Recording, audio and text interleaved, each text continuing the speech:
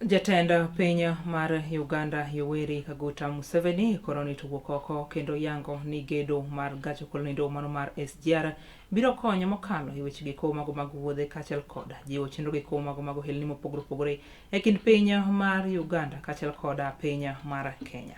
Magino wache kinde chenro nindo mano mar yawa yanga gedo mar SGR mobagi wumenindi mano ma Kisumu kama ne oyango ne chenro makamaindi biro keto e laino nindo mano mar wuodhe nindo makare kaachiel koda duoko piny dhungruok mag nyamburko e apeyni ma pacho kaindi ka oluwo ni osike go eko mago mapek koro ne to ibiro tigodo kata ibiro ting' kokalo e gach okolo manindo mawuok e gwenge ko mago mag Mombasa nyaka Malaba e piny Uganda.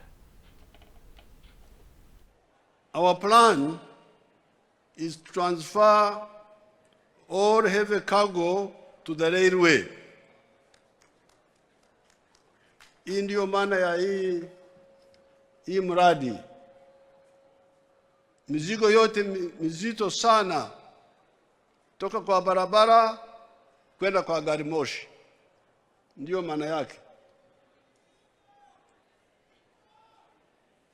Then transfer all the petroleum products to the pipeline.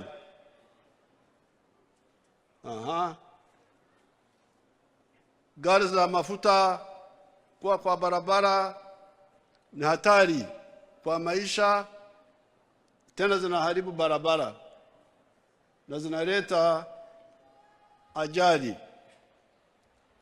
So heavy cargo kwenda kwa gari moshi, mafuta kwenda kwa pipeline. The railway can combine also water transport.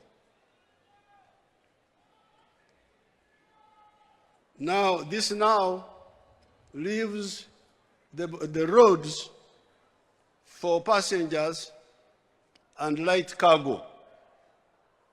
This is the whole plan. Kutoa uharibifu na gharama kali kwa usafirishaji mizigo mizito kwenda kwa gari moshi. Mambo ya vitu vyote vya mafuta kwa pipeline. Yeye inamaanisha nini? Kwa barabara tumeacha wasafiri, watu pamoja na mizigo maridadi.